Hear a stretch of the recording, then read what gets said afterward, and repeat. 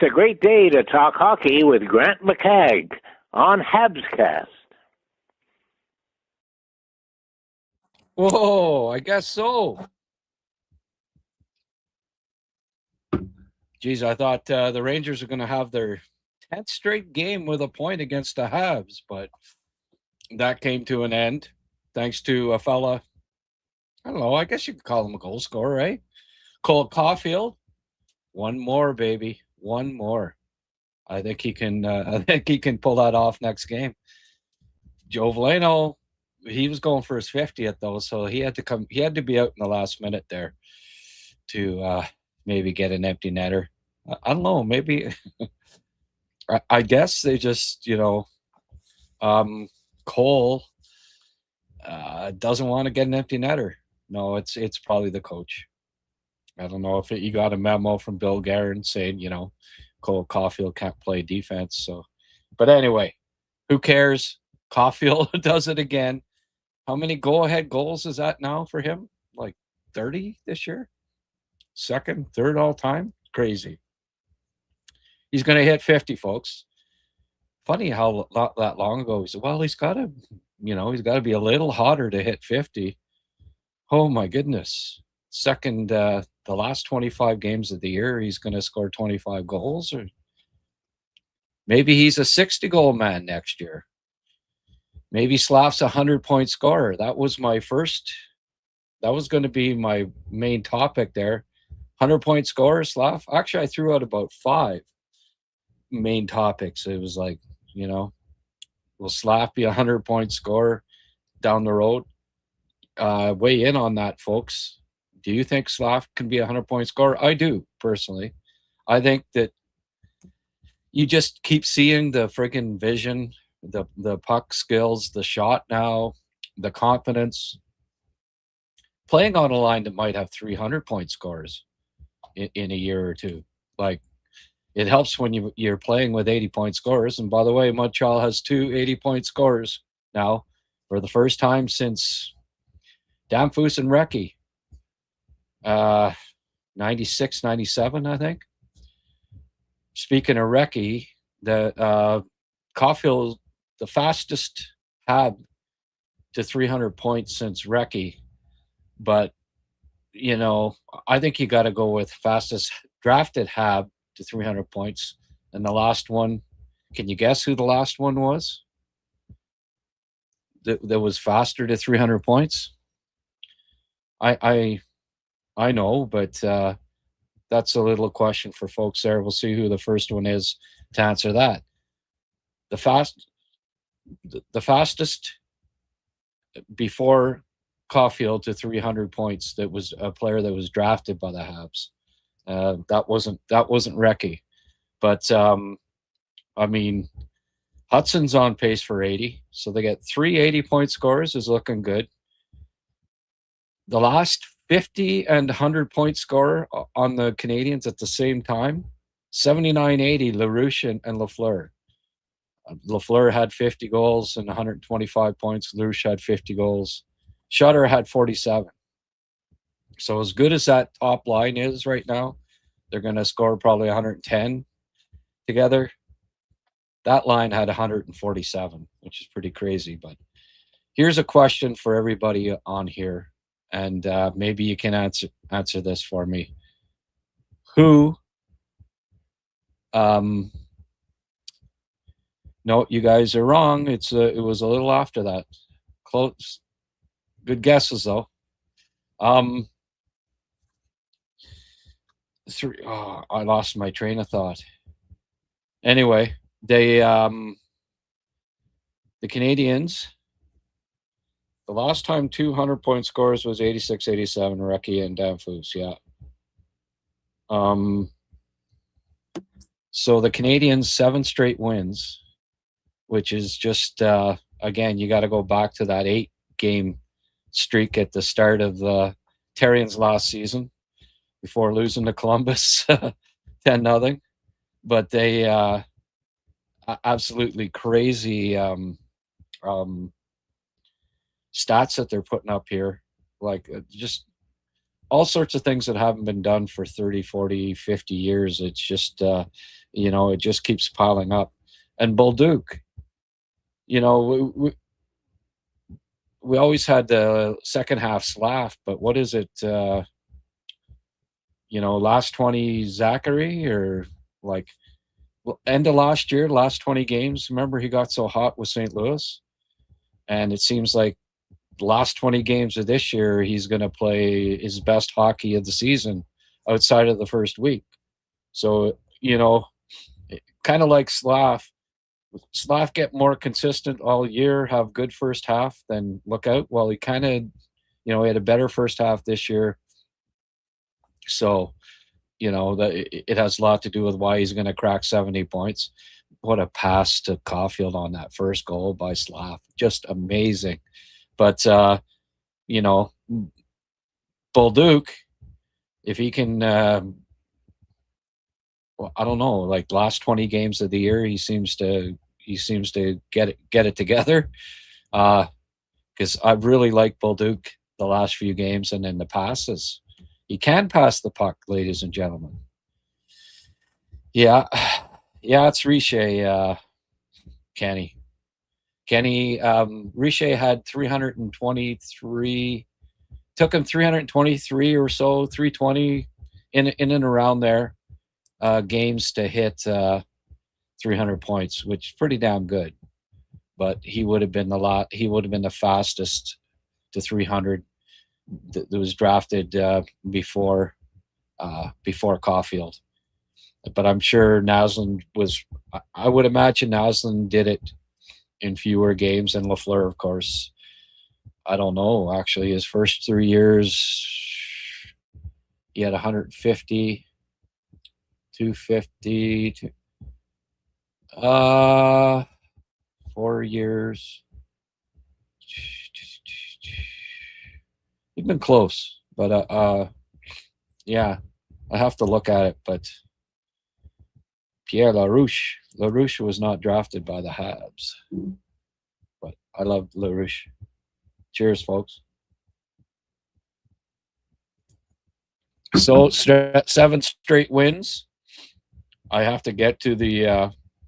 I was busy getting some stuff together. When you're a producer, graphic designer, and on-air talent, tends to get a little squirrely in the final period there sometimes.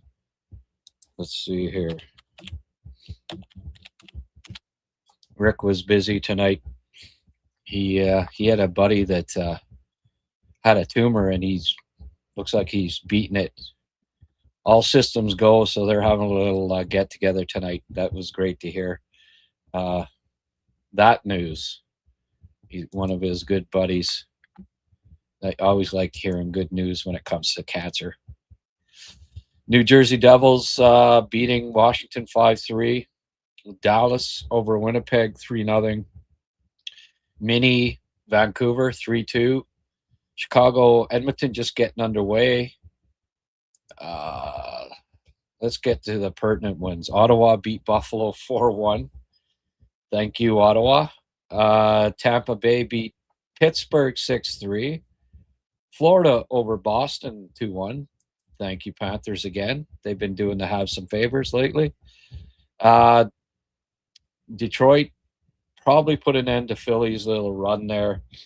And Columbus lost 5-1 to Carolina, which kind of, again, they're heading back in the opposite direction now, and they might be in tough. But Ottawa,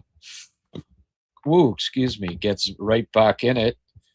And Tampa and Montreal closed the gap on, oh, man. So the race for the top, race for the wild card, race for fourth in the Atlantic, it's all crazy.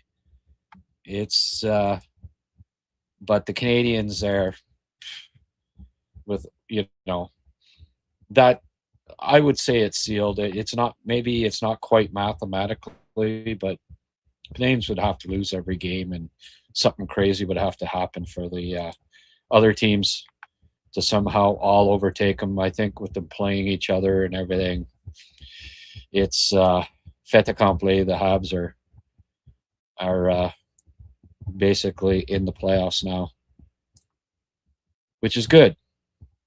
98 points. Gonna hit 100, baby. Easily. Maybe 106.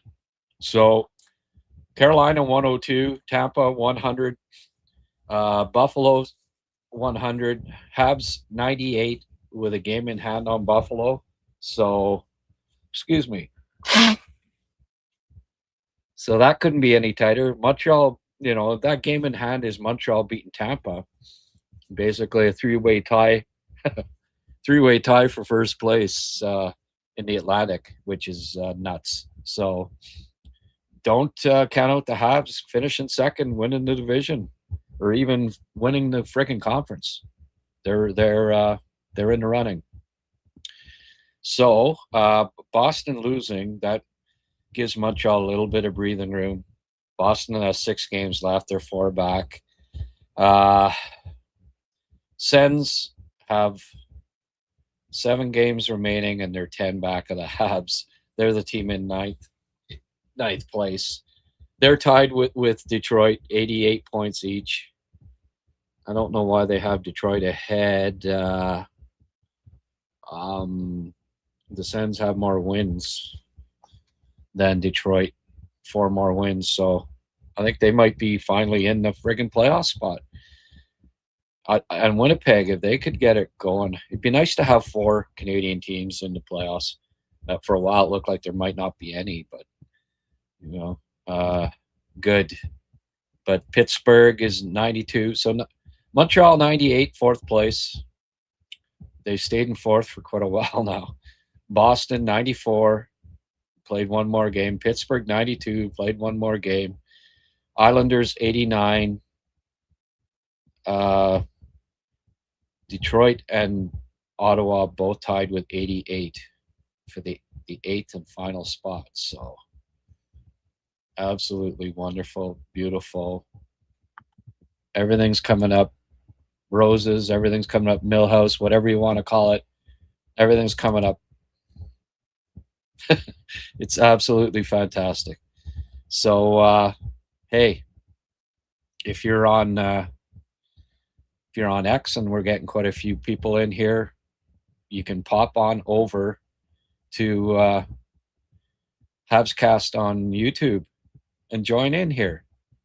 Tell us, do you think Slafkovsky can be a 100-point scorer? Will be a 100-point scorer? Donnie McCaskill, $10. Roll is a roll. Peak is something different. Yeah, well, they're on a roll. That's for sure. Thank you for the $10, Donnie. It's truly appreciated. It's you fine folks that are keeping this keeping this dream alive, keeping this possible. Me doing covering the Habs for a living. I've managed to do it for the past 9 years, and I count my blessings. Yes, Alan. Alex. Pretty happy. Go Habs, go. So, Habs went up 2-0. Early on, it looked like they were gonna roll there. Demidov steals a puck, gets it to Newhook, who snaps one home. Caufield with that gorgeous touch pass from Slafkovsky, rifles it home, makes it 2-0. For the longest time there, the Habs had it looked like they were going to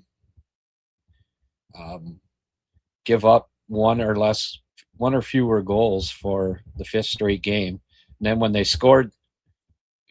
New York scored, and then a few minutes went past it, geez, imagine 5 straight games where they gave up 1 goal. When would have been the last time that they did that, the Canadians? I don't know if they ever did that. Like 1 goal in 5 straight games, 1 goal against. It's not very common, folks. But New York got 2, tied it up. I think it was smart for Marty not to challenge that, as it turned out, especially, right? Because they probably lose it, and then go on the, have to kill a penalty right after with 5 minutes left, and all the momentum, and the Rangers face off in their end right after. Wouldn't have been good, but instead puts out, he's able to put Caufield back out, right? And Caufield says, "Oh well, don't worry, I'll end it." he Suzuki's now up to 94 points. So here's the other big burning question, folks. Do you think Cole Caufield will get 50 goals? Now take your time, ponder it, Could be a touch and go one way or the other. What do you think, folks?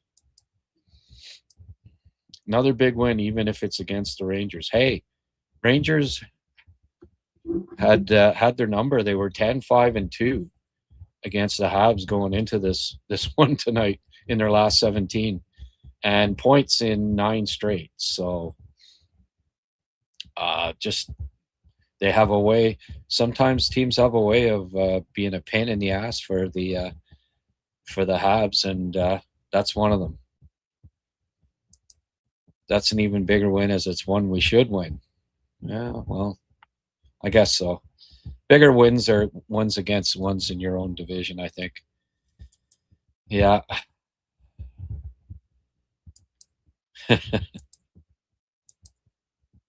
Cole had to be the first star. Yes, he was. Suzuki second, and I think Will Cooley was the third. Not going to argue with those, but Cole snaps it through. And it's funny too. Like, Cole's had so many chances in the last few games. Like, he could be up to 55, and that puts him one back of. He's one away from the Rocket Richard, and if they end up tied, they share it, right? Have players ever ended up tied since the Rocket Richard trophy started getting given out? I don't think so. There's always somebody that wins by at least a goal. I do believe. How many over 50 can he get? Yeah. Well, I did bring up a little something here that's kind of interesting. Here are the players. So now there's only 5 in Habs history that scored more. He was tied with Beliveau and Cornway, having scored 47 as their career high. But now it's only Lafleur, Schutt, Richer, Richard, Geoffrion, and LaRouche. So there's 6 guys that scored more than 48 goals. And if and when he hits 52, there'll only be 2 that ever scored more, Lafleur and Schutt. Lafleur, of course, hit 1, 2, 3, 4, 5 times with 52 or more. Schutter with that magical 60-goal season he had, but and he also had 49 one year. But yeah, I think by the time it's all said and done, Lafleur and Schutt will be the only players, folks, that had better goal-scoring seasons in Habs history than Cole Caufield. So as far as numbers go, I mean, Richard getting 50 and 50, I mean, that will never be beaten. But, Boom Boom did it in 64. So, but still, it's, modern era, right? Not too many 50-goal scorers. It's about damn time that a Montreal Canadian won the Rocket Richard Trophy. So let's hope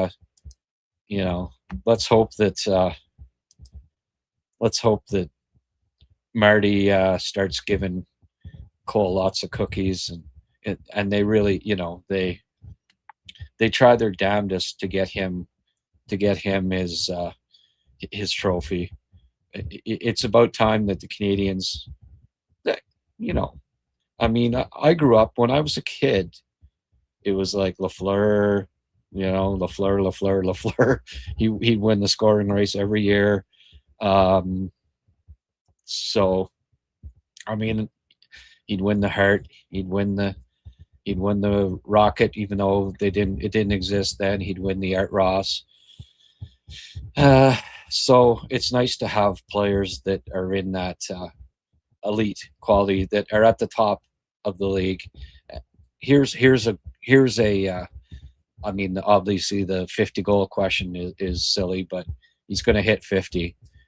But how many? Where does Montreal's top line rank right now in the NHL? Like, is it the third best first line in the league right now?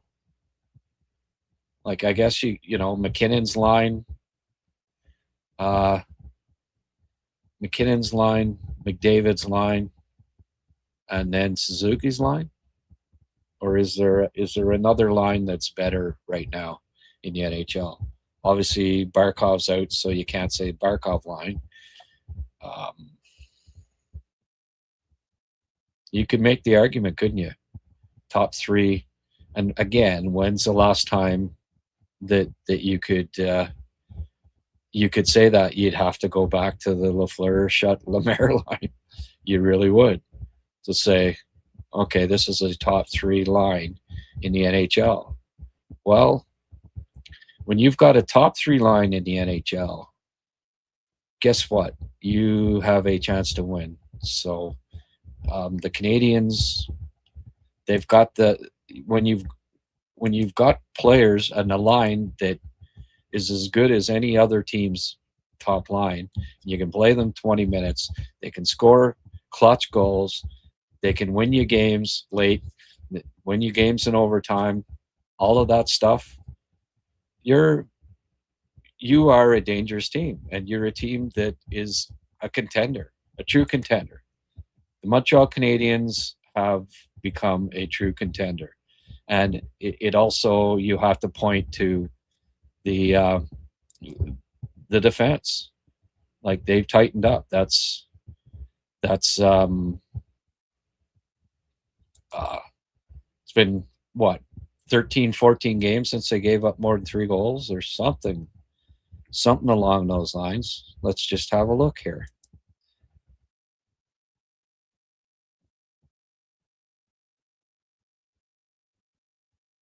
Okay, the Ducks beat them 4-3.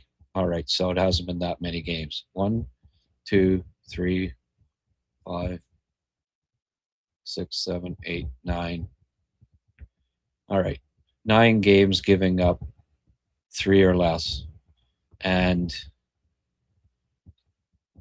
5, 6 games. 6 games giving up 2 or fewer goals. The last 6 in a row. It's been a while, folks, since they did that. 6 games giving up 2 goals or less. That's a sign of a contender. That's what a contender has to be able to do. They're playing playoff type hockey, Keep the other team to very few shots. Have a solid goalie back there. Keeping them to the perimeter for the most part, and scoring timely goals, and having an offense that can strike at any time. It's there's a lot of the pieces there on this team that you can say, oh, they're capable of winning at playoff time. So they aren't going to win it with toughness necessarily, ruggedness, but talent can win. Talent can take you a long way, and they're by no means soft. There's a lot of heart and soul in this team, and that, again, that is toughness. It's not ruggedness necessarily, although there are rugged players on the Habs. But tough, I would I would say on the whole, the Canadians have a tough team. So um, Engstrom sits out again. That that makes sense again. Why they didn't call up Reinbacher if and I figured that out after at first saying, oh, they must hate Reinbacher or something. No, they just and it makes sense. Like Arber's the seventh defenseman. If there's an injury, he's the sixth defenseman. He doesn't become the seventh defenseman when there's an injury. He's the sixth, and he's played on the right side. And you know what? Arber has looked decent. He's been decent on the right, playing with Goulet. Here are the stats for tonight. 2 more for Caufield, Alex, Newhook. That's 2 straight games with a goal. Slav a +2 again. The big line all +2. Arber +1. Only played 9:45, but +1. He was solid. Strubes 15:57. That's good ice time for him. What did Goulet end up playing? 18:58. So they keep protecting Arber, but Arber's playing fine. I thought he was decent. Got a hit, had a block shot, all that. Dobson led the way with block shots again with 3. Ghouls, he's good shot blocker too. You know who's getting more and more shot blocks as he gets older? Lane Hudson. You have to Lane 25-54 tonight in ice time, led the team again. Matheson 23-22. I like that number for him. 22 for Dobson. Demidov 12 minutes in ice. Not a huge amount, but they're protecting those guys a little bit. Vlano even played 19 minutes for Jake Evans. Oh, Evans is playing pretty well right now. I have to say that as much as I don't like that he's getting 7 more minutes of ice time than Demidov, he's right now Evans is playing some half decent hockey, and 3:15 of that was on the PK, so understandable to a certain degree. Cappy continues to struggle a bit in the face-off. I think given it's tough when you're not taking that many draws. You went from being regular face-off guy to all of a sudden now you've got another guy on the line taking face-offs. I think it's hurt him in that regard. You got to be taking them regularly, in my opinion. Evans 67%. Nick 7 lost 8. Newhook 71%, so good for him. Deneau 71%. 58% on draws tonight, so they held possession of the puck quite a bit. 25 shots. They held New York in the first 2 periods. New York did not get a hell of a lot of shots, and just a stout defensive effort early on. And yeah, there was a late blip there with New York coming on with 12 shots, outshot them 12-6. Teams typically do that, right? They nurse the lead and start playing a little bit defensively and not as aggressively in the offensive zone, and you often pay for it. New York only had 12 shots in the first 2 periods, and they equaled that in the third. So you don't want to. I mean, Montreal still had some chances. Shesterkin, to his credit, kept the Rangers in it, but still, in the third period, the Canadians let off the gas, and you can't do that. It's I mean, they were lucky to win it at the end, but 60 minutes. They're going to win at playoff time. There's going to have to be 60 minutes, not this, especially on the road in the playoffs. Like, Madison Square Garden right now isn't that loud. They're not, um, but you're in another building and they tie it up like that. It's just it's different. Montreal really didn't have pressure to even a point, and they're still high and dry getting in. Uh, Not like a playoff game when you give up too late after dominating and you're deflated, and the crowd just nuts at playoff time in their home building when they tie it up. So, um, you know, they're gonna have to play 60 minutes games here come playoff time, or that will come back to bite them.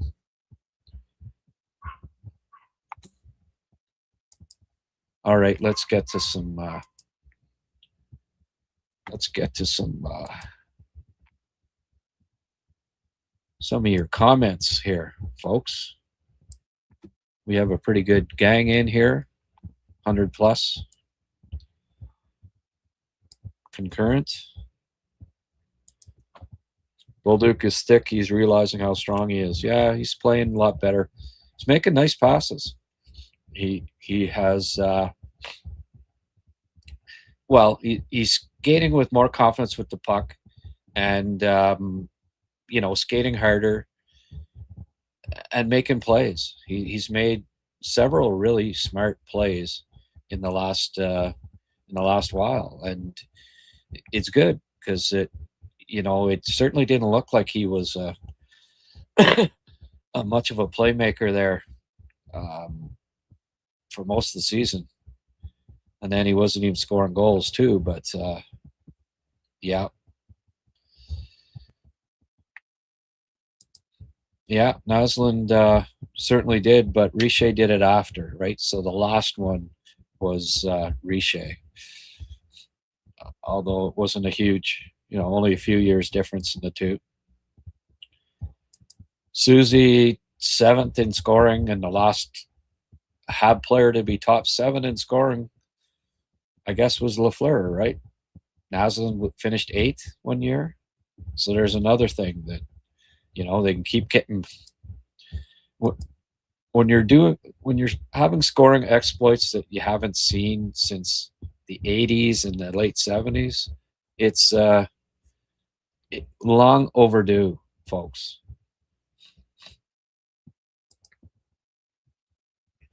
You need those Bolduc, Anderson, Deneau, Gallagher, Evans type 2 on a team.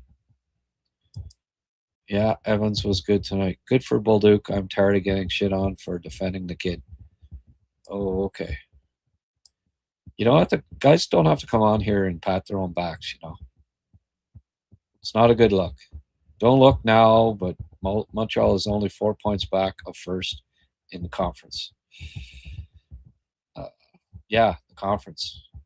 Well, they've been there before. They've been in and around all year. As Montreal making playoff at 99.98% now. Get close, folks? 99.98. And they got, surely they're not going to lose both to New Jersey. They win one of those, pretty well seals it. Imagine Montreal ties Carolina and they get head-to-head tiebreaker. Does it not go by wins first, or what? Really, eh? What's the first? Is it not wins and row is first, right? Head-to-head is like the third or fourth tiebreaker, is it not? Why doesn't Deneau just skate off the ice near the end of the game instead of limping around the bench? He's 5 seconds away. Yeah, I don't know.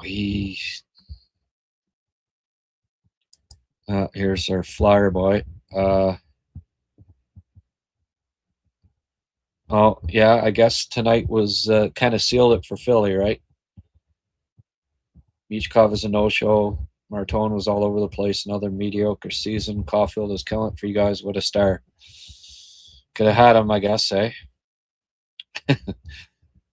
Yeah, Cam York, not gonna not gonna make you forget Cole. There's just yet, right? Thanks, G GJ.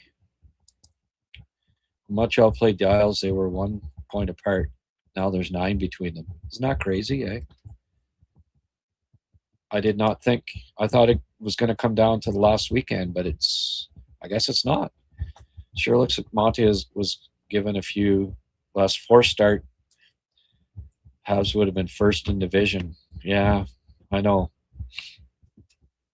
It's almost like they're a little reluctant to finish first this year. No moves at the deadline.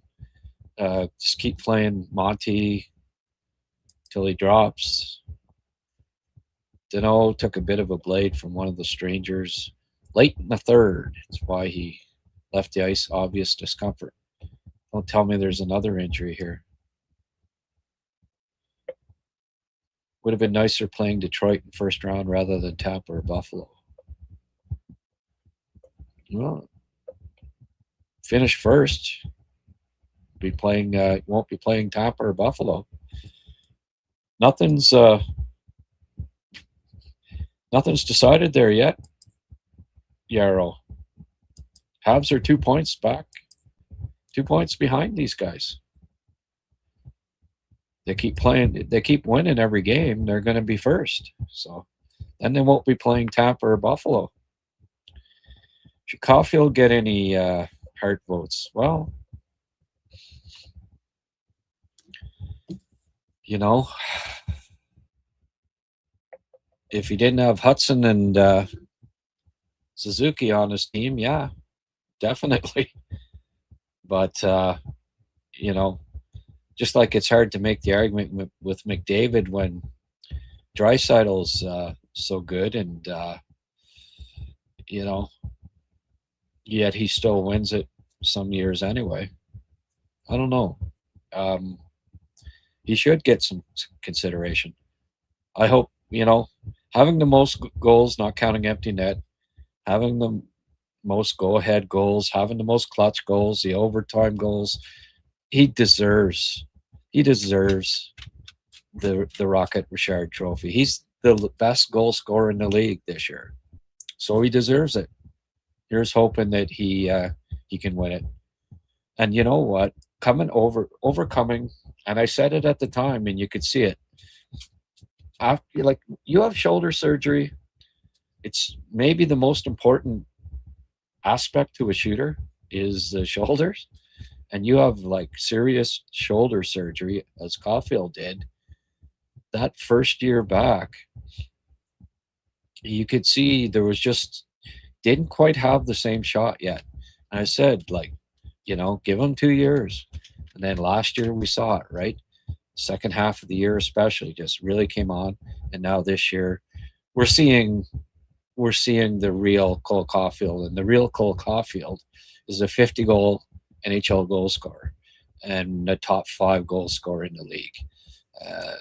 What a pick by Montreal, mid first, right? Mid first round. They picked up this kid because he was 5'7", and that's the only reason. He had set records, guys. More goals than bunch of guys that got picked first overall in the NHL draft in the development program, but because of his height, teams passed on him. And even up till a couple of years ago, 2-3 years ago, some pundits saying that he was a one-trick pony and such, right? Even though it was obvious that there was more to his game than that, and it was evolving, and he had a 5'7", 5'8" former Hart Trophy winner in his corner mentoring him. Tell me that hasn't paid off, right? Is there anybody here still calling for? I haven't seen it too much on Twitter lately either. Are there people calling for Marty St. Louis to be fired now? That was before this 7-game roll here. We were starting to see that was creeping in a lot, right?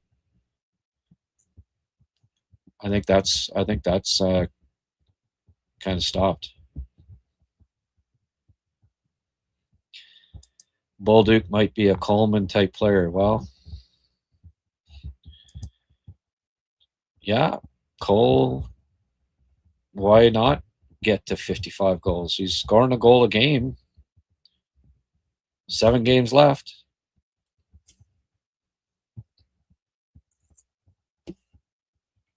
Yeah. Galley had that one. I don't know. There weren't that many efforts from Galley tonight, but yeah, he had the one where he looked like Nadia Comaneci going to the net there. Almost scored.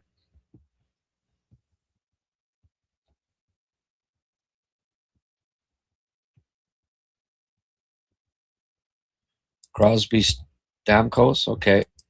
Nash, Kovalchuk, and Iginla shared it. Right. There you go. Ovi Pasta. So 3 times. Well, maybe they share it this year. Might be up there a few times for 50 or more. Absolutely. So, folks, do you think Slav can be a 100-point scorer? That's the question of the day.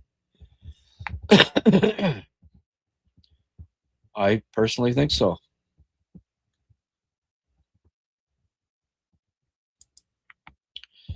That was a really weird first goal New York scored. Such a bad shot, yet Fowler somehow pulled it in. I don't know. Yeah, I think he's going to hit 52 at least. Caufield wants to score his first without an empty net.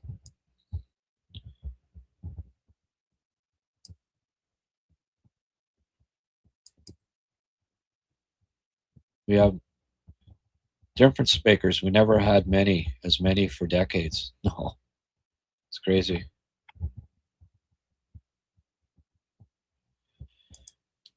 Second best line after Colorado. Well, with Draisaitl out, I guess, but I don't know. McDavid, Draisaitl, whenever they're together, I don't know. Whoever's, in Hyman, hard to say that they're better than that line yet, but defensive capabilities, yeah. No. Of course he doesn't want to do it, empty netter. Youngest team with difference makers with a flush farm and drafted players. Yeah. And guess what? They'll keep drafting good ones too. Are you running low on beer, Grant? All these wins in a row should be knocking the stockpile down. Yeah. Wait for Costco to give a discount. I get a 60-pack whenever I go to Costco there, so that lasts it lasts me a while. But and the only time I drink them at home is after a game. So we still got, I don't know, 20 pints left. Costco, get the friggin' Canadian on sale again. You heard it here first. Cost me about $20 to drive there now at the price of gas. So it's crazy.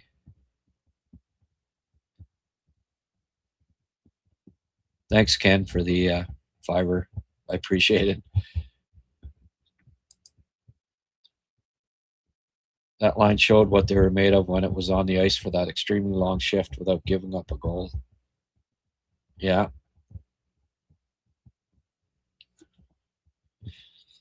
Yeah.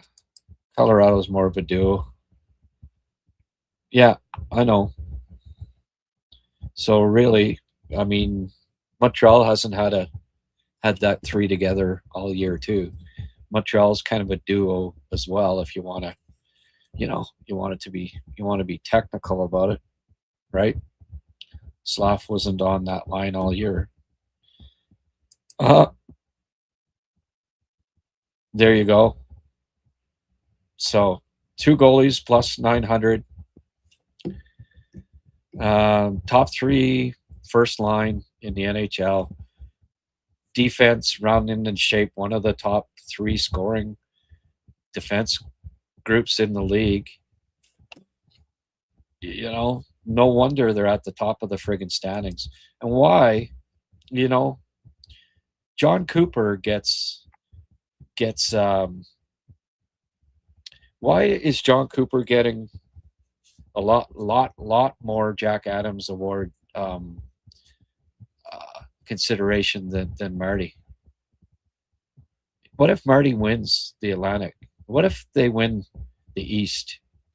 This is a team, right, that was 8th in the division last year, and has like a would anybody have predicted them winning the East this year? Like, even I'm extremely optimistic, and I didn't predict that the Canadians would win the East this year. So he's got to be in the discussion now. If guys like John Cooper are, Marty's 2 points behind him. What if they finish ahead of them in the standings? Can you go say John Cooper? No, you can't.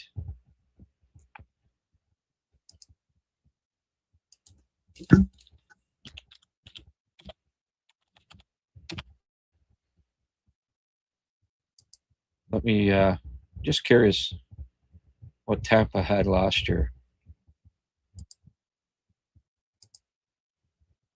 because you factor that in, right? So Tampa was second last year, 102 points, right? Second in the East.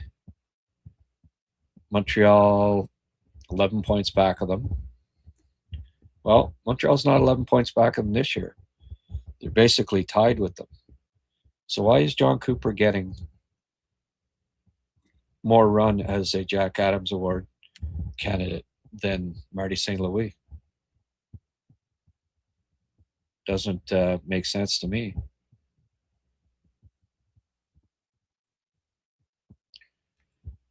I think the Montreal media should start, start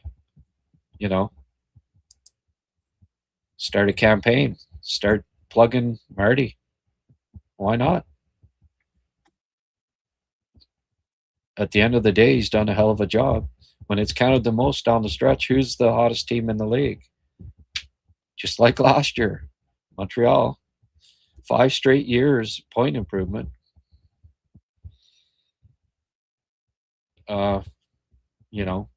From some calling for his head to be fired to he's a serious Jack Adams Award. He's got to be. If they win the East, especially, is he not a finalist? So we'll see.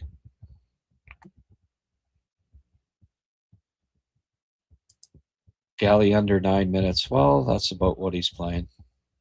They got a back-to-back coming up. I think you could see him sitting again at one of the games against the Devils.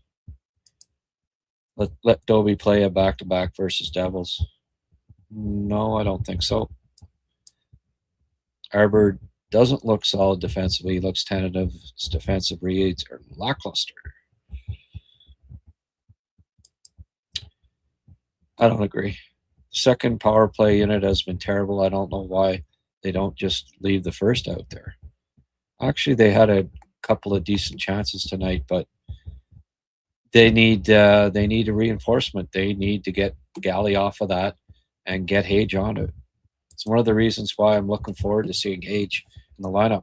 I think he can play, like, right away.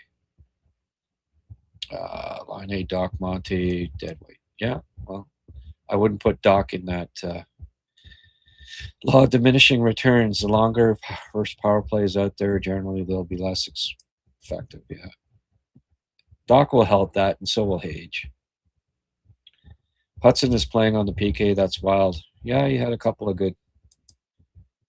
Not really. Edmonton does it all the time. who's the better team.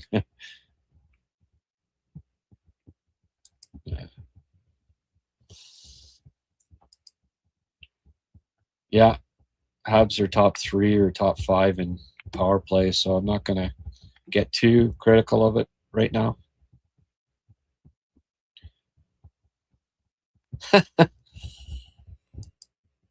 Are you thinking about 50? What a question, eh? No. Why would I think about 50?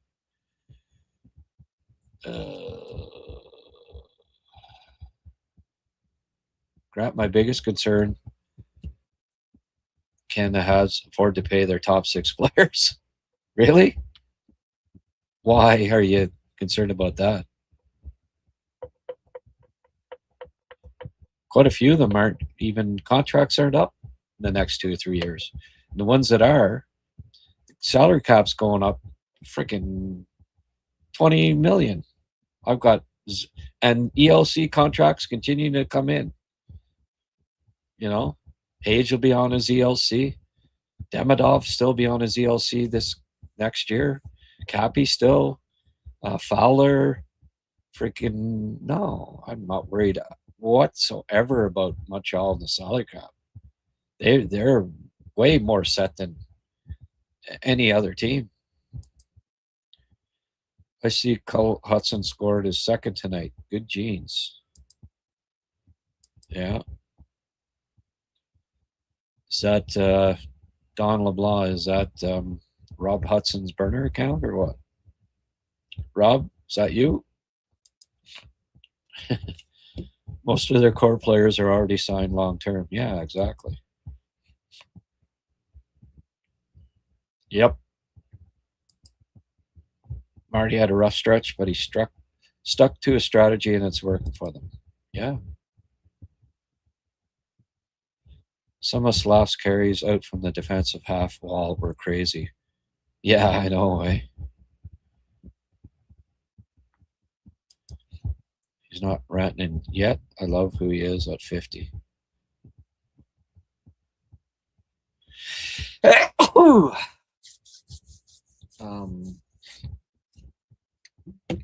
Who's not ranting? And who's 50? Oh, Nas sent me a toonie. I didn't see that earlier. Thank you. Thank you, my friend. Slav will get 100 points. Not only Demi in a few years will reach 102. Maybe. That'd be crazy, eh? What about Caufield? 60 goals, 40 assists. Imagine if the Habs had 400-point scorers. That'd be something else. Only be Demidov, Cappy, Reinbacher to sign. Line A's coming off. Then Anderson. Oh, yeah. There's tons of space. Canadians are better set than just about every team. Yeah. They can be a little confusing, Robbie, but Montreal's in really good shape. So, Slash signed for 7 years here, or 8.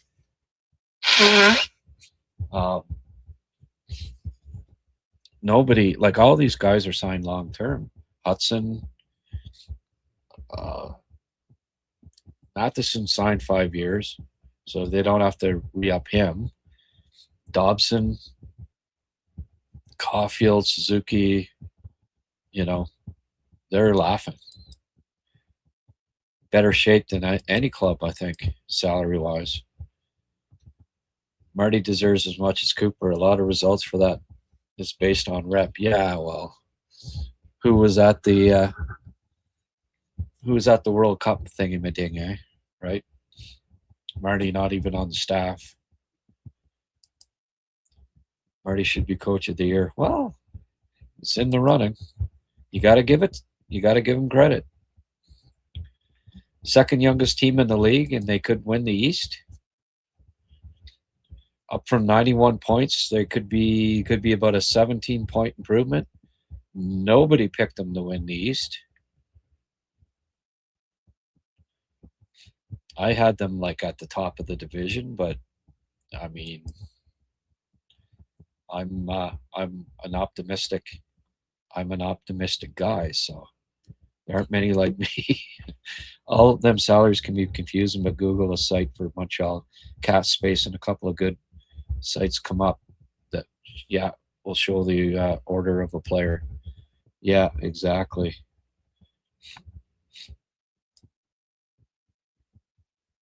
I don't know how long we want to go here tonight, folks, but um, I'm going to bring up have a look at the NHL scores again. So UFA won today in overtime, so they advance. They squeak out their series. They advance to the next round. Do it in 6 games with their win today. So Jarosky is off to the second round. San Jose is up 2-0 on the Leafs. Kraken beating Utah 2-0. Edmonton's up on Chicago 2-0. They seem to be getting their game in order. Calgary beating Vegas 1-0 with that stalwart former Vegas Golden Knight Zach Whitecloud on. I do not shed any tears for the Vegas Golden Knights. Barrie beats Niagara. Let's have a look in the junior playoffs here. Bradford wins, so they sweep their series, but 3 1-goal games. It was a lot closer than people thought. 67 sweep their series, so they're off to the second round. Windsor beats Guelph 11-3. Holy frig. Kitchener 5-1, so they win their series in 4 straight. North Bay and Peterborough, they're in quite a battle. North Bay's up 3-2 in that series. Flint steamrolled Owen Sound and beat them 4 straight. London not quite done yet. They're down 3-1. Odd to see them look probably eliminated in the first round, but guess what? They'll be at the top of the friggin' standings again next year. The Hunters just have a knack for doing it. Barrie won a crazy one tonight, 9-6. They're up 3-1 on Niagara. WHL playoffs. It was nice to see Carroll's back after missing a game. Getting hurt in that game. Looked like he might have been seriously injured, but he came back, which was good. But Prince George's up 2-1 on Spokane. Calgary beating Brandon 4-2. But the OHL playoffs, not too many really close rounds. Oh, Luleå won today. That, of course, is Philip Ericsson's team. They won 1-0, and they are the defending champs in the SHL. And they advanced to the next round with their win over Frölunda. Curious to see who they'll be playing.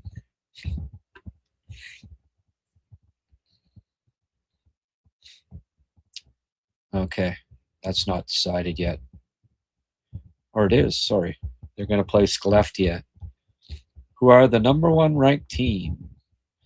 They just beat the second ranked team. Now they're playing the top ranked team. So if they can somehow get by Skellefteå, they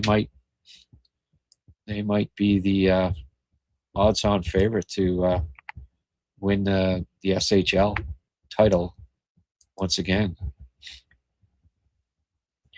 As far as matchups go, Brantford winning 2-1.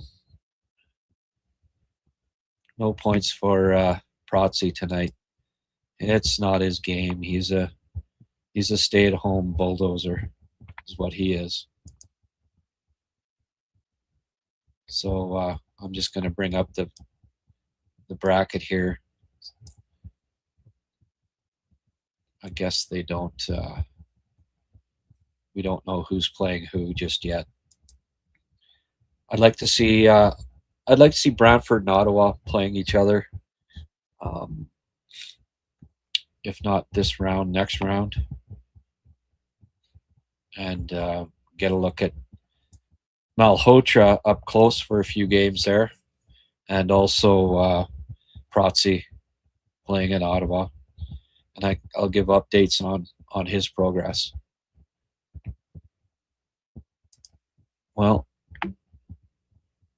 I find it hard to believe just the what a difference a couple of weeks make, folks. It was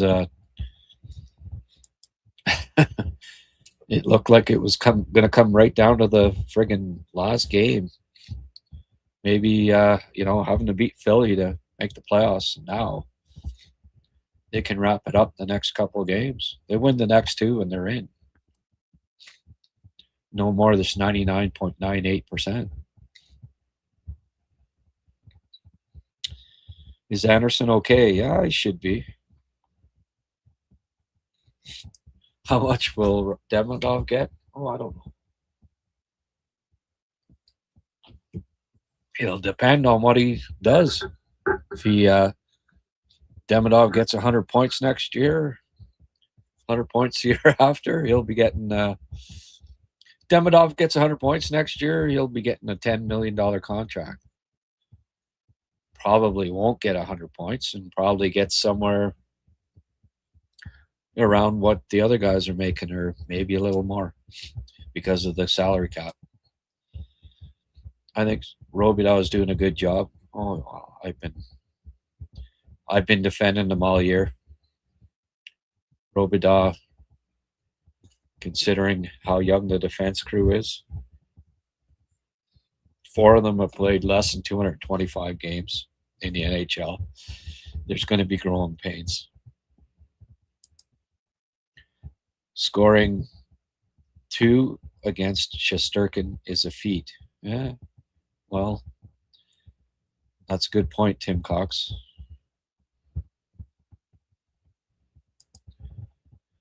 Demi could get 8.9 or 9. Yeah, well, we'll see. Depends on how many points he gets, right?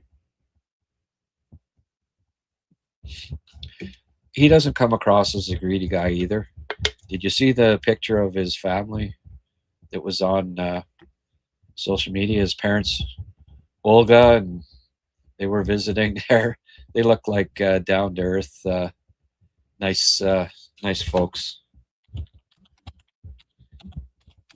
I'll see if I can find the picture here, in case you didn't see it.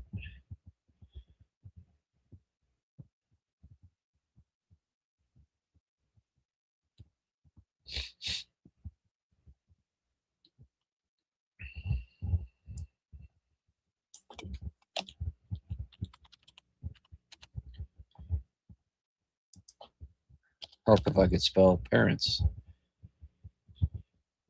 There it is. Let me just get a quick snapshot of that.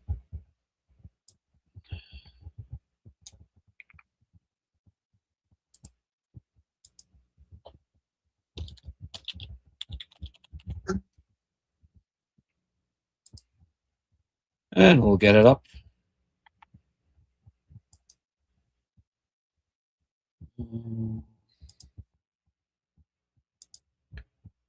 Bear with me, folks. This will just take a second.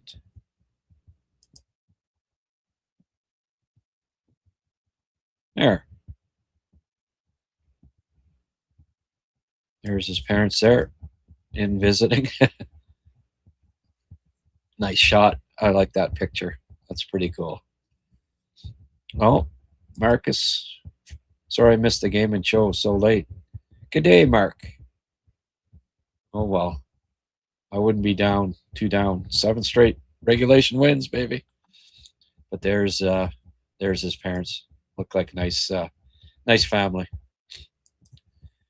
A great kid. As Bobrov told me the year before his draft, he's the real one. Not Michkov, Demidov. And I took a lot of flack from Flyers fans saying that Demidov would be better than Michkov too. But I don't think as things have turned out, it'd be hard to argue that Demidov's not the better player in all aspects, except maybe goal scoring. But Michkov's not exactly lighting the lap this year. Goals, is he? Is he even going to hit 20? So much for all the Habs pundits that, oh, he'll be a 50-goal scorer. Yeah, well, time will tell. Might still be possible, but I'd be friggin' shocked. I'd be a little surprised if he was a 50-goal scorer. He's following more the Yakupov and back to Russia path than the opposite. All right. So he had 26 last year, and he's got 16 this year. I don't like the way that's trending. Anyway, Michkov's got 19 more points. He's a year younger. It's his rookie season. Give me Demi. He's a two-way player. He's bigger, faster, more skilled with the puck. Just as smart, way more competitive. Great show, Grant. Come on. This is Marty's team. They play for him. That's Coach of the Year. Well, hey, I wouldn't have said it 7 games ago, but you got to give credit where credit's due. You know, when it counts most, last year at the end of the year, who was the hottest team? Montreal. Who's the hottest team the end of this year? Montreal. Like, when you go by, like, what's left here? 7. So the last 15 games of last year and what will be the last 15 games of this year, surely no team come close to the Canadians.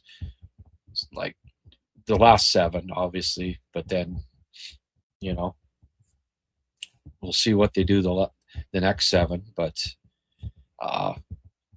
hottest team combining the 2 years, it's got to be Montreal, and I don't think it's anyone else is that close.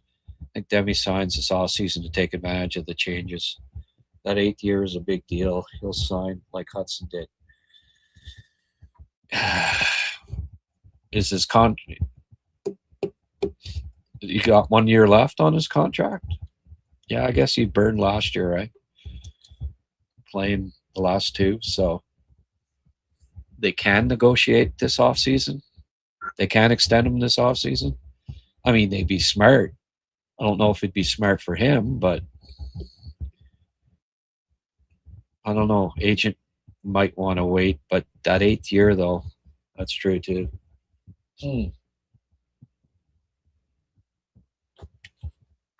Might be a mutual agreement on that. Well, folks, I don't know. Should I crack another beer?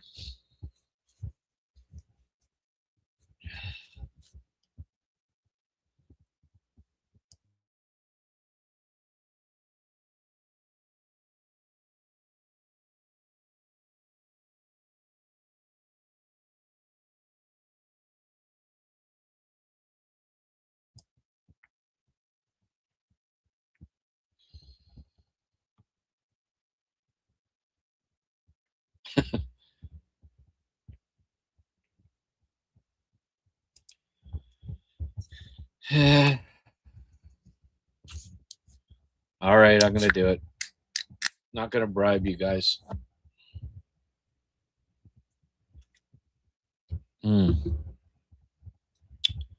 Oh, the sweet nectar. I'm in Tim Hortons' hometown. Yeah. Took me some time to get up here. They have snow to no end, like 20 feet. What are you doing in Timmins, Mark? Northern Ontario. Who cares about CHL?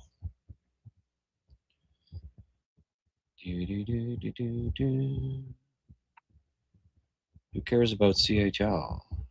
Yeah. Okay.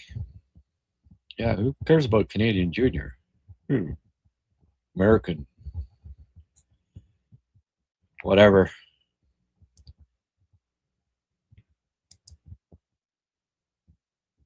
Michkov is going through the sophomore slump. Yep. This team just keeps impressing. Absolutely. What do you think of that 2012 Jack Raymond? Caufield's 10th game-winning goal this year. Struble quietly improving each game. Cool, never flustered. Yeah. Yeah, that's hey, Struble, you don't notice him, that's good. He's playing just fine. Hey, what a difference it makes when you actually play every game, right? Who'd have thought it that if you sit 2 or 3 games and play one, gee, how could you struggle? Well, hello. He plays 8 straight and then all of a sudden he's good. Who'd have thunk it, eh? I'm glad for him because I don't know.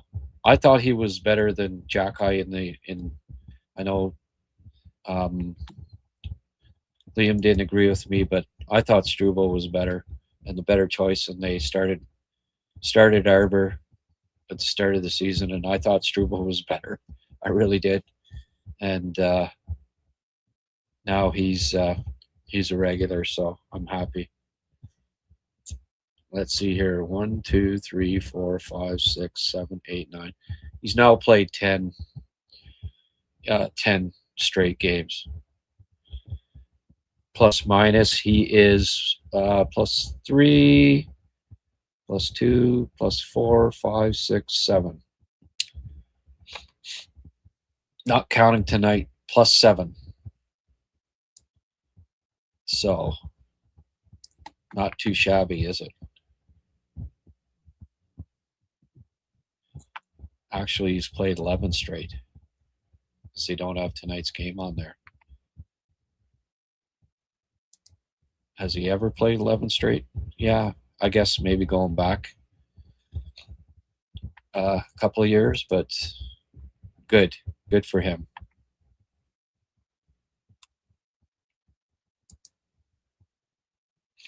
JT Miller was so cockholded on that face-off. Yeah. Well, give us your predictions for the Frozen Four. Who's going to win? I think Michigan. I'll take Michigan. Hage going to win her.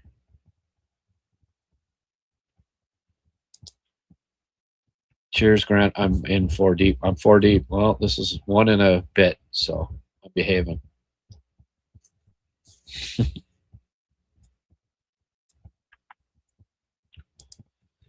I just got here, so it's a yes for me, Grant. I did it. The new rules in the CBA also include things that they can do for tax purposes, which would make Demi's next contract more valuable if he signs this offseason. Yeah, well,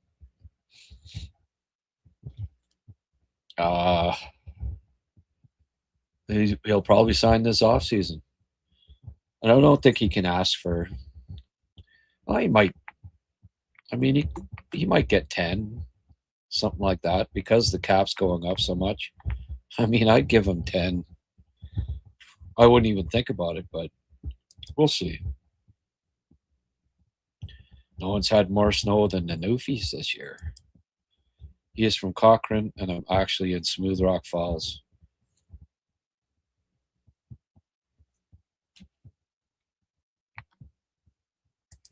Aha!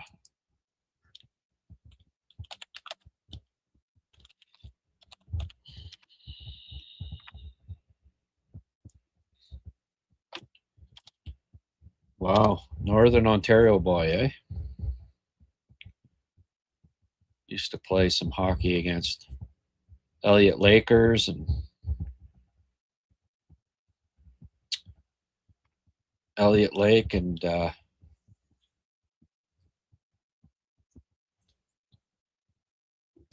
Sudbury, North Bay,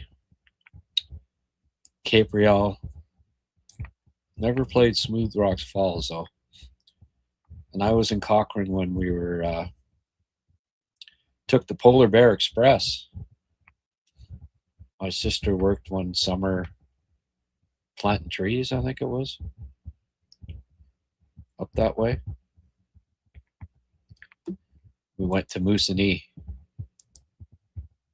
She was planting trees in Cochrane, and we went with my parents on the Polar Bear Express up to Moosonee. That was quite a trip. I would recommend you take it, folks, but make sure you got lots of bug spray.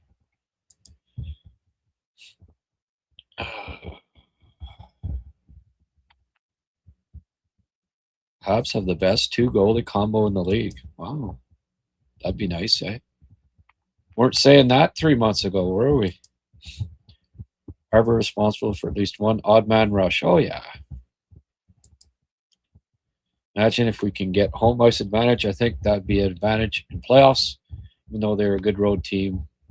What's your take on playoff home ice? I think it will bring us a huge lift. I hope they do it. That friggin' Habs crowd, man. The more home dates, the better. I'll tell you one guy that is really hoping that too is Jeff Molson, especially when I saw the prices that he's going to be charging. Please hit like and subscribe. Absolutely. That would be just ducky if you could do that, folks. Because you know why? Because it helps me make money. And this is how I'm earning a living these days. My podcast, my Habs cast. It's doomed to fail, according to one troller that came on today. We can only hope that he's incorrect, or I hope at least. I need to find a little something here.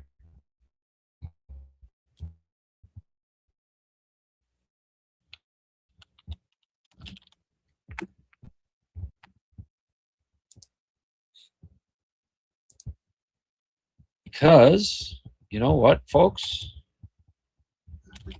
I have to pay due to my sponsor here.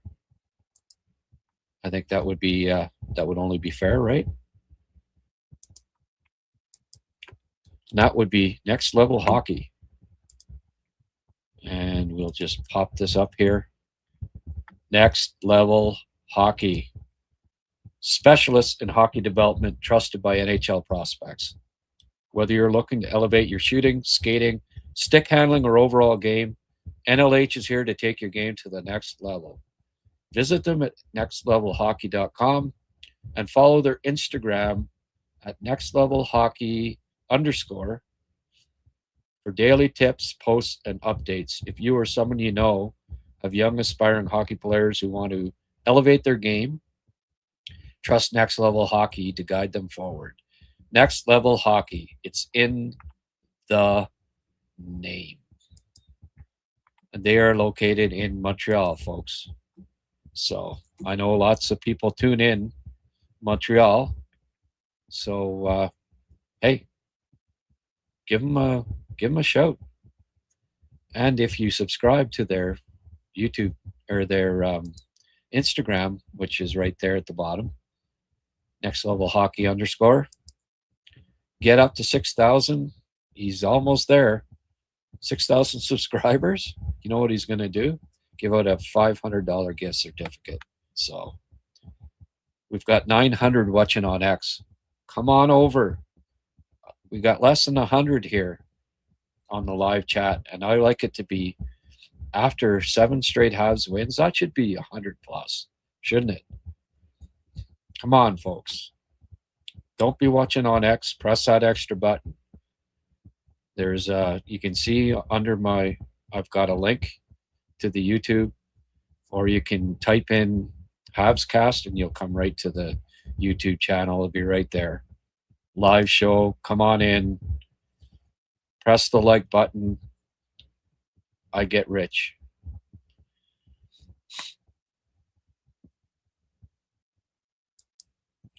Oh yeah, no. It was a Michkov fan or a Matthews fan was one of the two.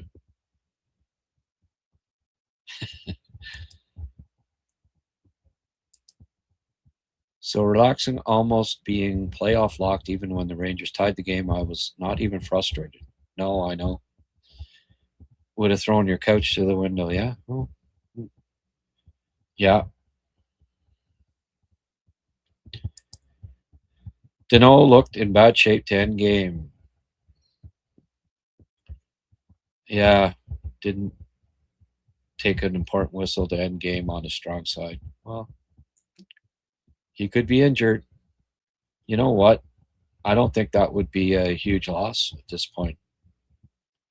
Next man up, Veleno. Veleno can take his spot at center.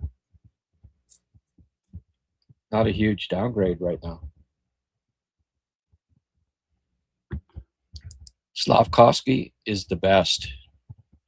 Harold, thanks for joining us, buddy. That's a new name. He's the beast, and he's the best. I agree. Appreciate you. Appreciate you joining us here, Jomo. Cole reminds me of Cornway. Yeah, he does. You know, that's not that bad a comparison. They're different players to a certain degree, but yeah, a little bit of Naslin, a little bit of Cornway.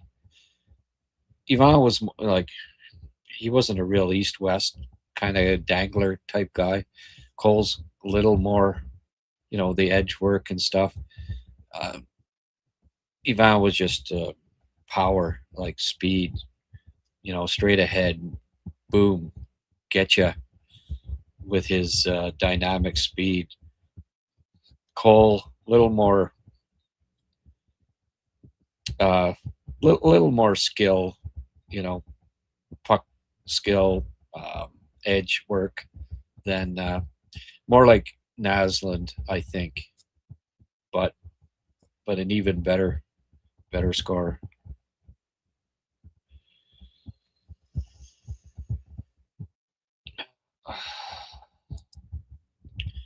I'll take some heat for this one. I don't see a fit for Florian on the Habs, much like his brother. Ah, he may not. He may not make it. No guarantees there. I like Thorpe more as a prospect, but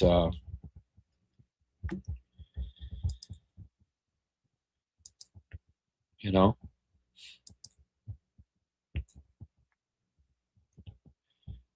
Flo is a perfect 4C for the Habs. Well, he might be. I don't know yet for sure. I mean, do I like him more than Beck? They're different players, right? It seems like there's only, I don't know that there's spots for both of them.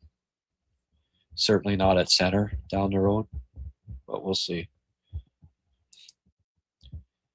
At least at the moment, I don't think he's ready. No, he's still got to, like, there wasn't really a progression this year. I still think that the skating has to come some. I don't think he's as good a fighter as people make him out to be, but there's fourth center potential there, and it could be possible. And Mark, I see his brother as a fit with the Habs. Mark, I can't agree with that.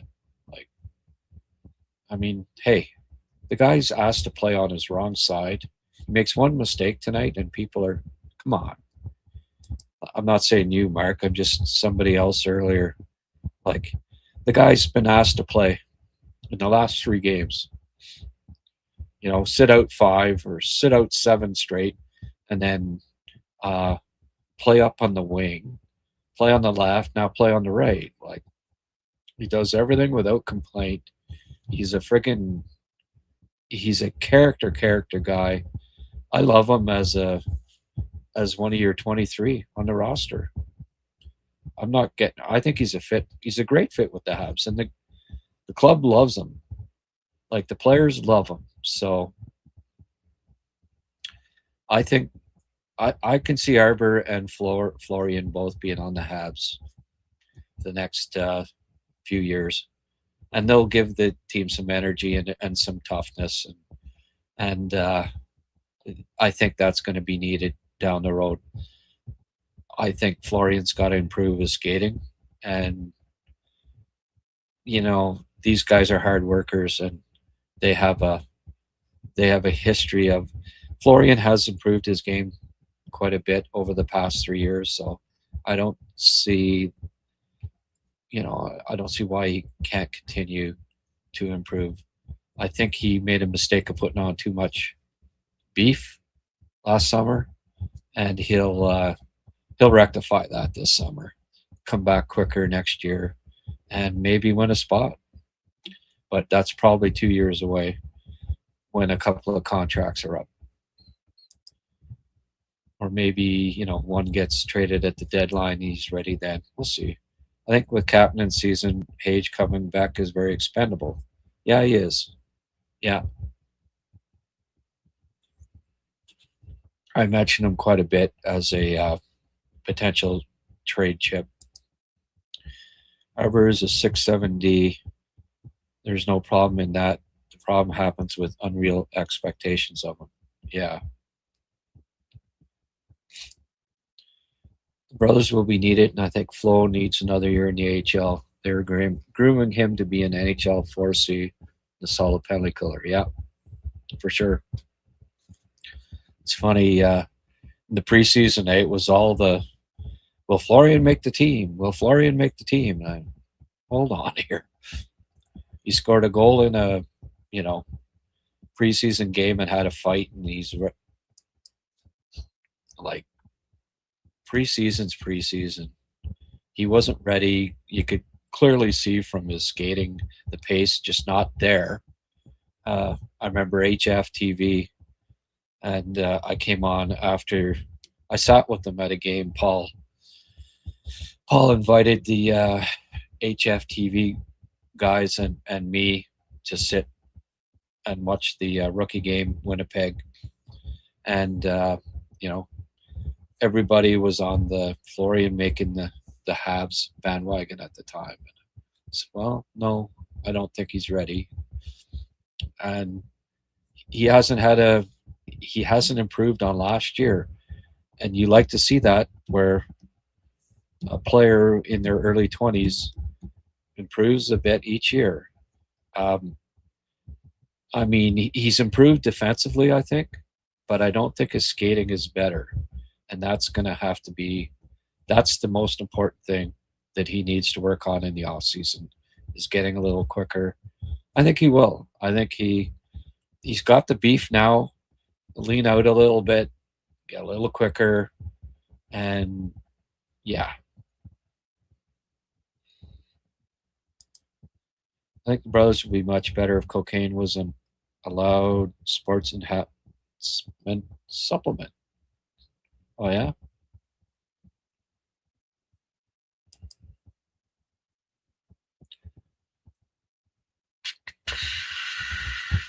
Probert medicine. Yeah. I'm not touching that. I grew up in the 80s. I know all about that drug. I honestly can see Hage as the 2C next season and Cap as the 3C. That would be a luxury for Habs to have a 3C like Cap. I don't know if it'd be that quick. So you go with a rookie 2Cs, 2 straight years. Probably not. Uh, Page isn't. Page has work to do to be a top 2 center. Cappy had that extra year. Hage isn't good enough in the face-off circle yet. I don't think. Mm, when you're like a 43% guy in college, uh, mm, don't think don't think so. Like even his coach said, "Oh, there's been such a market improvement in his defense in the last month," meaning he wasn't that good defensively before that. There's still work to do away from the puck.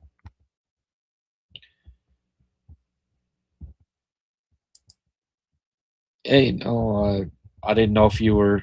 The thing is, like that can be taken a lot of ways, Manny. Like, are you insinuating that they're cokeheads? Like, I don't know. I didn't. Maybe I didn't quite get the joke. Page on the wing with Cappy and Demi. Yeah,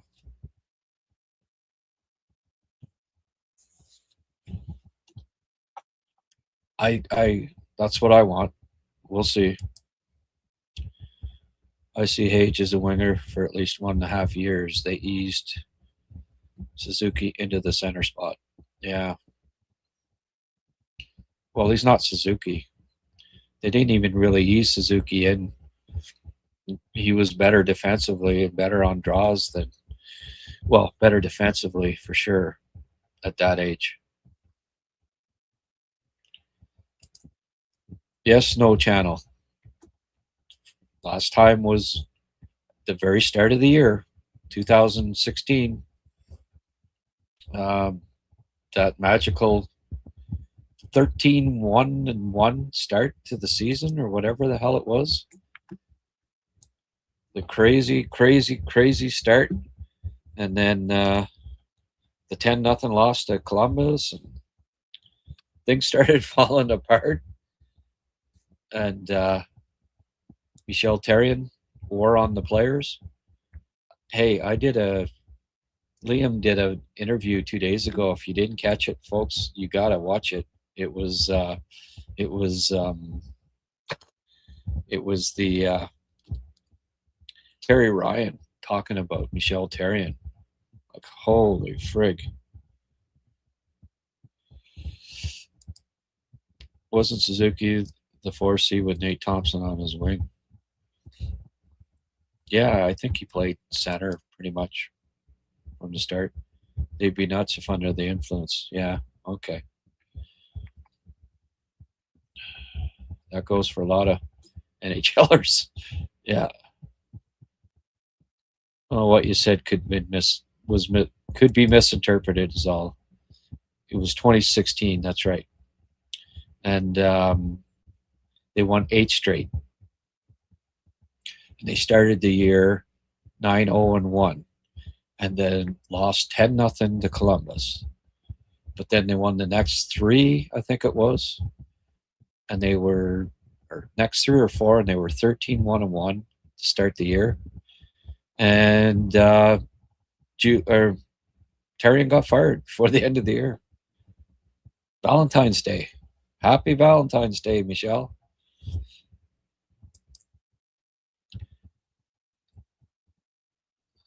Not like Suzuki started on the second line. Oh, okay. Even if Hage ends up being better than Kapanen, I'm wondering if it's not better going the Florida route. Have an explosive third line, keep Cappy, Demi together.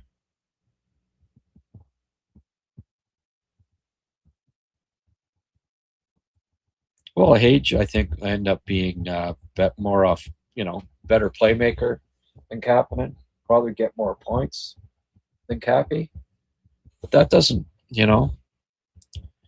that's not how Anthony Cirelli centered the second line. Sam Bennett centered the second line. There's a lot of different ways you can do it. But Hage can play on the wing too. Like Hage doesn't have to be Hage and Kapanen don't both have to be centers. Hage can play with Cappy and Demi. He's fantastic along the left wall. So why not have those three? Hage can take some center, some draws. So can Cappy. You got Evans for a year or two. You got Beck. You've got Papanicus. You can trade for a center. You can draft another center. You've got Jack-Eye. There's lots of potential options here to play the bottom two center roles that aren't Hage or Kapanen. They could be together on the second line with Demidov. I think I see a lot of like that. I picture that being a very effective line. Hage will feed both Cappy and Demidov. Demidov's goals totals will start going up some. Like, it's one of the reasons why Demi doesn't have a pile of goals is Newhook and Cappy are elite playmakers, especially Newhook. Well, Hage is. Hage, second most assists in World Junior history for Canada. He proved it there. He was one of the top playmakers in college, maybe the best this year. Get him feeding Demi. I like it. I like the looks of that line. And Hage is good size too. He's 6'2". So you got 6'2" Hage, 6'2" Cappy, 6 foot Demi, 6.5 inch. That's makings of a hell of a line. Even if Hage ends up better, yeah. We're in the build of a rebuild. It's all about filling the roles. Young guns need protection. Great to be a Habs fan. Yeah. The only thing I'm wondering about this, I don't know, is Lundell better than Bennett? Like, take your pick there, right?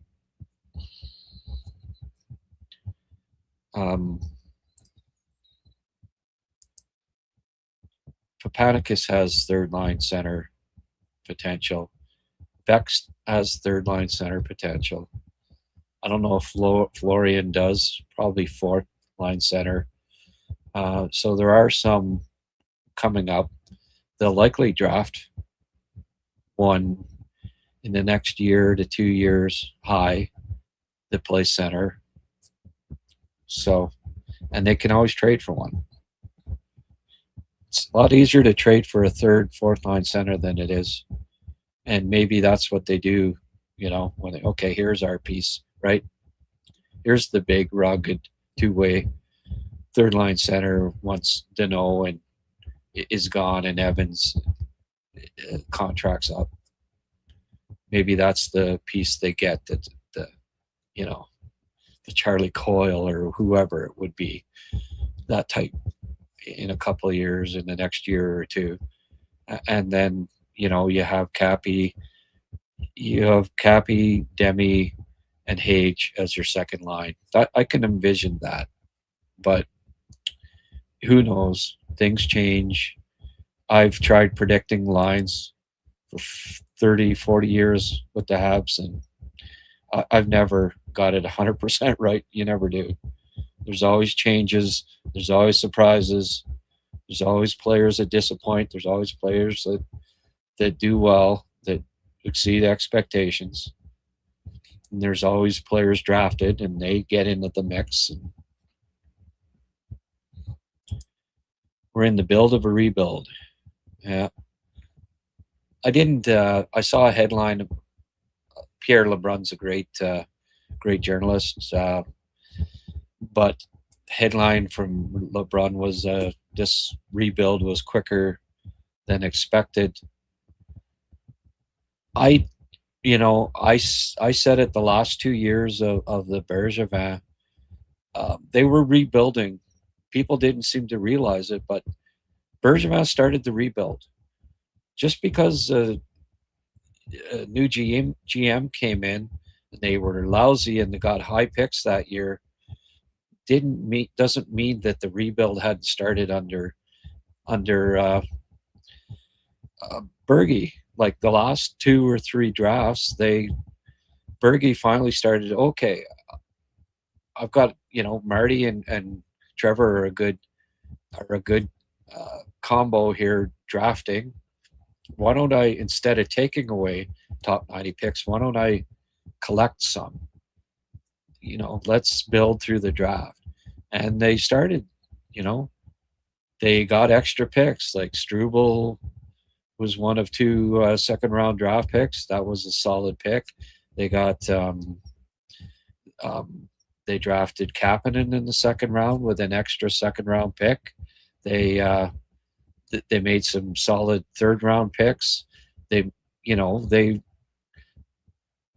collected top 90, top 100 picks, and added some good players and drafted very well in the first round. Like Gooley, Caufield, right, were fantastic picks, very good picks in the mid first round. They were both, especially Caufield, fantastic pick. You was as it turned out was a good pick.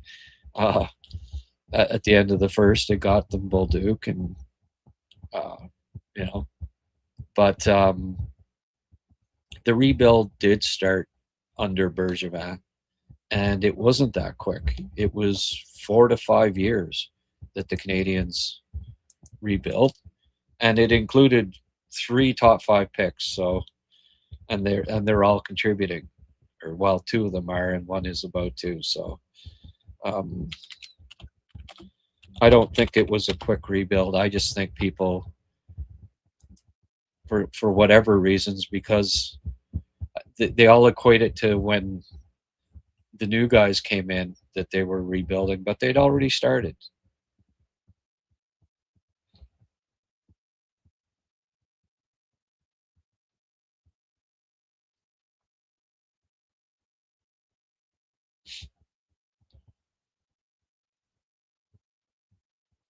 They had,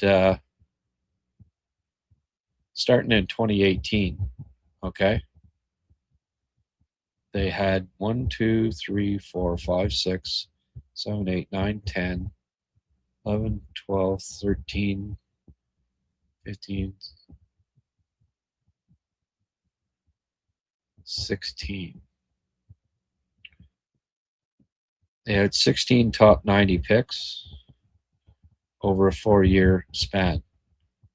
So, and before that, they rarely, I mean, you look at 2016, they had 2 top 90 picks. Year before that, they had, their second pick was 87. No second round pick for in 2016 or 2015. No third round pick in 2014. So, uh, Bergevin started to catch on. Okay, we need to start drafting, keeping our picks, and actually accumulating top 90 picks instead of trading them away. Some of those players that they picked up, Frank was new. James Wisniewski, was he like? I think it cost them a second round pick. And, there were a few there trying to plug holes and not really, doing it with good players that were going to be there for the long haul. So, yeah, there's also Doc. That's right. Maybe Doc. Maybe he has to go, but Doc's a possible 3C too. That's right. I forgot all about him. Yeah, he's in that mix too. Um,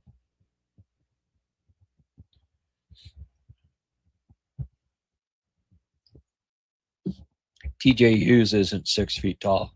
Might be measuring that on Hockey DB, but he's not 6 feet tall. He's undersized. But yeah, you never know. I don't know that the Canadians have any. They don't need TJ Hughes.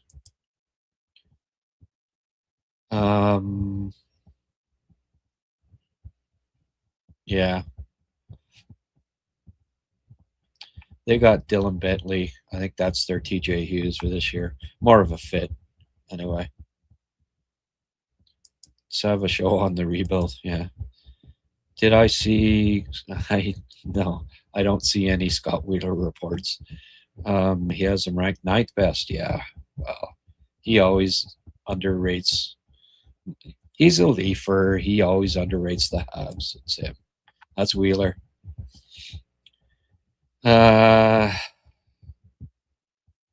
What already? Again, another one of the guys that spreads himself too thin. Don't. It's Wheeler. Leaf. He's a Southern Ontario Leaf fan. He's always had a bias against the Habs. It goes back. McKean's. We both were. He came into McKean's and he knew it all the day he ever, even before he ever started with McKean's. So good for him. I don't. I've never read a list. I've never read an article from Scott Wheeler. Bergie's only major mistake was KK over Kachuk. Yeah, well, and if they didn't take KK over Kachuk,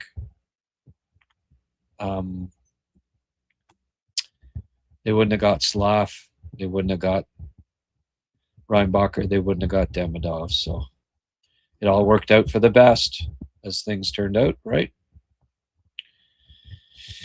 No way the Habs have the ninth best pipeline. It's ridiculous.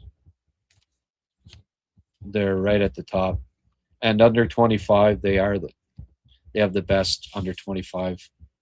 I don't think it's even Anaheim is maybe the only team that's close. That's it.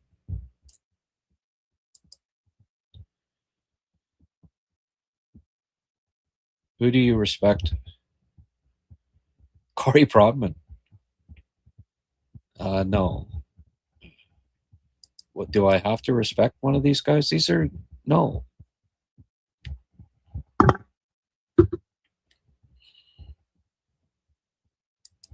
Why do I have to respect these guys? Not, they don't have any scouting background. They just became creations of the internet that thought they were great scouts before they ever paid their dues, got jobs because they had high viewer numbers on Twitter and stuff, and whatever. Like I don't find either of them to be good scouts. But I mean, that's hey, I spent 20 years, doing it and learning and getting mentored from some of the best. Also scouted in the NHL, so I guess I have a high standard, right? But no, I don't find either of them to be good, to be that good at their jobs. But hey, they're doing something that they love. They're passionate at it, and good for them. Like I don't, doesn't mean I have to respect their lists. I don't find them to be particularly good, and they spread themselves too thin. And I talked about this before, but you're either if you're doing draft rankings on a draft, then that's what you do that year. You're not you're not watching 17-year-olds, 16-year-olds. You're not scouting like these guys. There's not enough hours in a day. I know all about it to be properly scouting the draft class, to be looking at all the prospects after they're drafted. Like there's hundreds of them. There's not enough hours in a day. you gotta scout hundreds of draft prospects, and on top of that, drafted prospects, and then also you see lists for 20. I saw one the other day for 16-year-olds. Well, who's got the time to? Now you're up to thousands that you're apparently scouting. No, you're guessing. You're seeing some of them and then making judgments on others and putting out lists, and people eat it up. I won't do it. I won't put out half-ass lists just because people will believe it.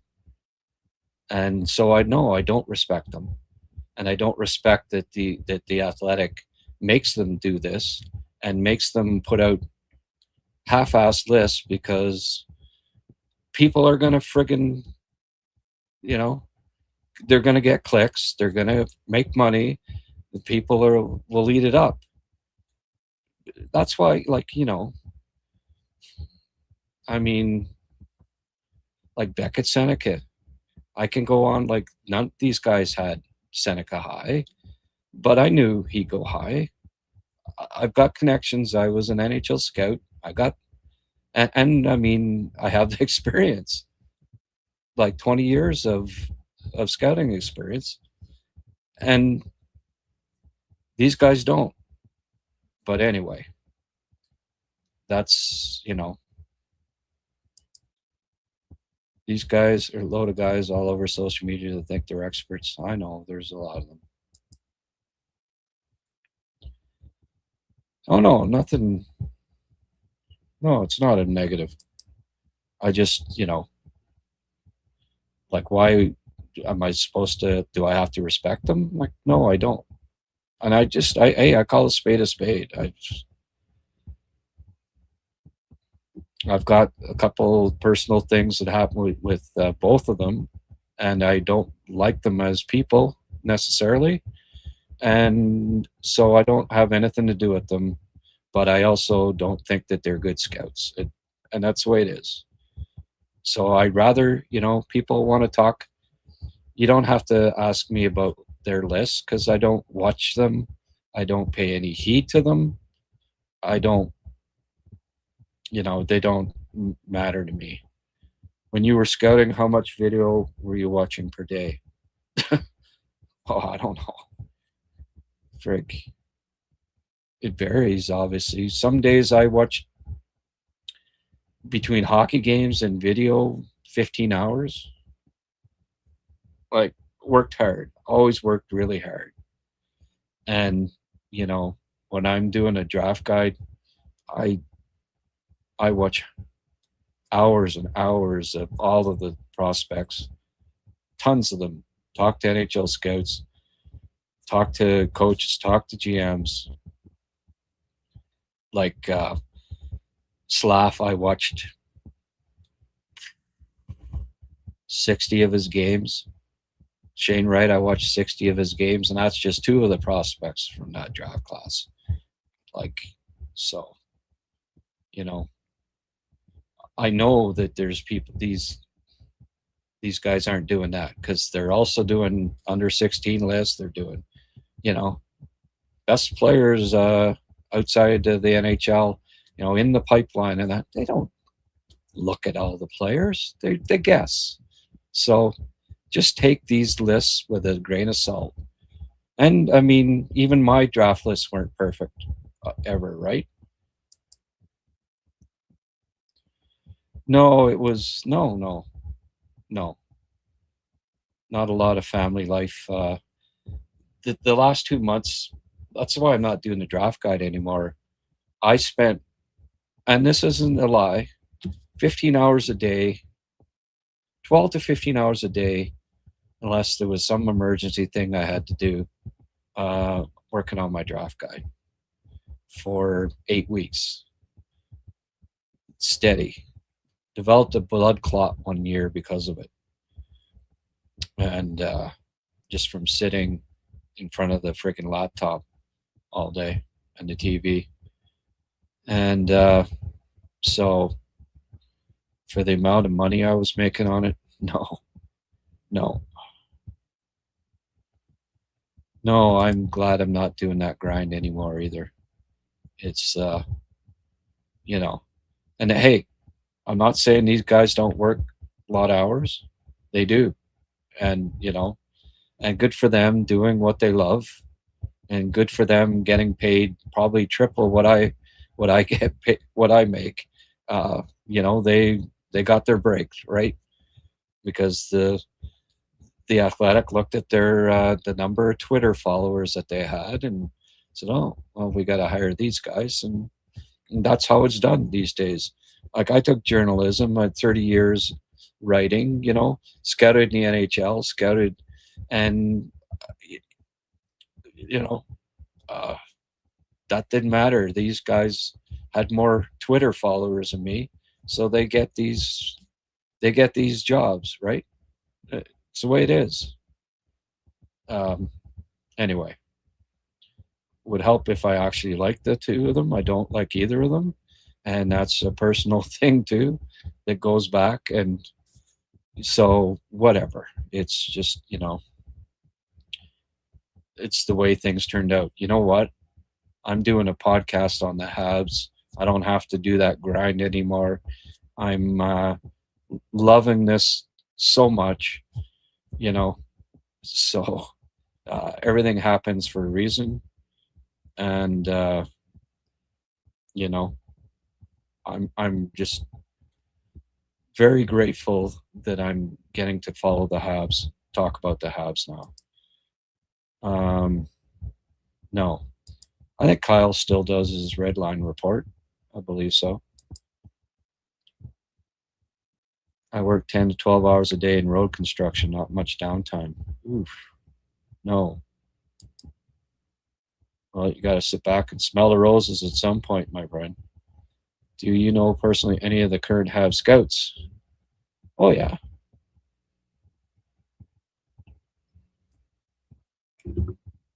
I know I know Serge Boisvert quite well, and Don Lodette, and I know Marty Lapointe.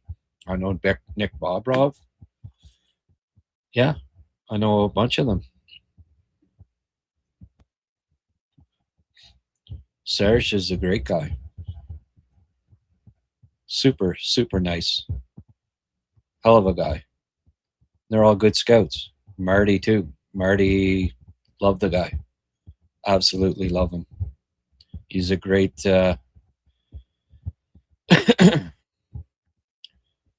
he's a great scout, hard worker. You know, Trevor was the same way, worked hard, hard. It's a grind. It really is. And, that part of it I respect for those guys because I know that they work hard. They, I think they're spread too thin. I don't think they're especially good scouts, but they work hard. So I'll give them a nod for. I respect that they like the draft and that they work hard. But that's where that's where it ends for me. I don't look at their lists. I don't follow them. I don't subscribe to the Athletic. None of that stuff. I had no idea you worked so hard on that draft guide. Oh, okay. Yeah, thank you. Oh no, frig. It was crazy the hours. And then if you count the hours that I scout each year, like if I was making 50 cents an hour, you know, to produce a draft guide, that would be the most. Like I couldn't count it.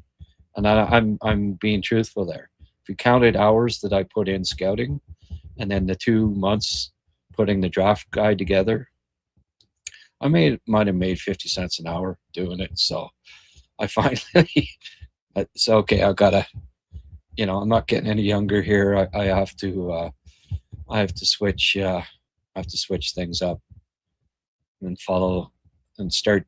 And I always got more support whenever I did Habs stuff anyways. So that's why I'm doing a Habs cast now. That's why you're watching me here 2 hours in. I told the young lad I was going to wrap this up at 11:30, so I best do it. Ended up getting off on a uh, down the scouting wormhole. Um, he was often not listened to by the GM caused that. Yeah, yeah. Trevor did a good job.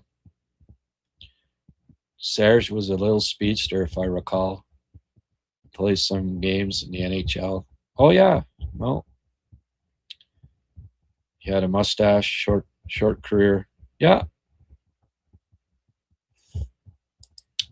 Timmins is from Pakenham, actually.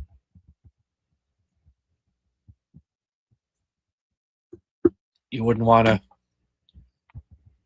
He'd correct you pretty quickly about that. Pakenham is not Almont, my friend. Grew up in Pakenham. Went to school ADHS, Arm Prior District High School, and has lived in Arm Prior since he was, uh,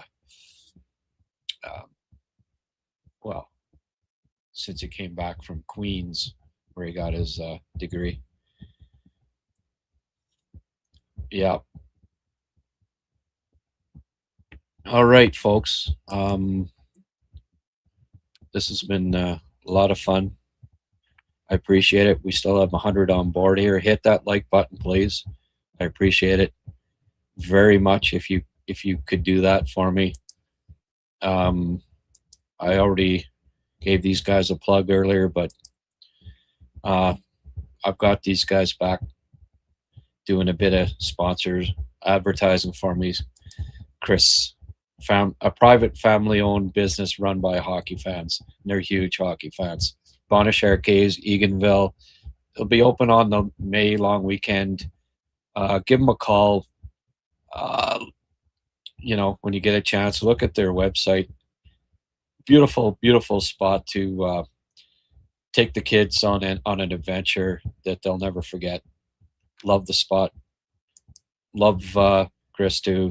Caveman Chris, one of my besties in the Ottawa Valley. So, all right, folks, I got to wrap it up here. No, I'm from Renfrew actually, and Liam's from Manotick. We're all small town boys, and my family's actually from Shawville, West Quebec. Have a great night. Thank you, Grant. I need to head to bed now. Good night, Grant. Okay, Ken. Winning's always a mood booster for most of us. Absolutely. I'm in a great mood. I got a client in Eganville, small town. Mason McTavish's grandfather and dad are from Eganville. Good folks, friends of mine. Thanks, Grant. The boys played a good game. Glad to see them get their confidence going. Good night, all. All right. That goes for everybody here. Please hit the like button. Scott, if you're watching, hit the like button, buddy.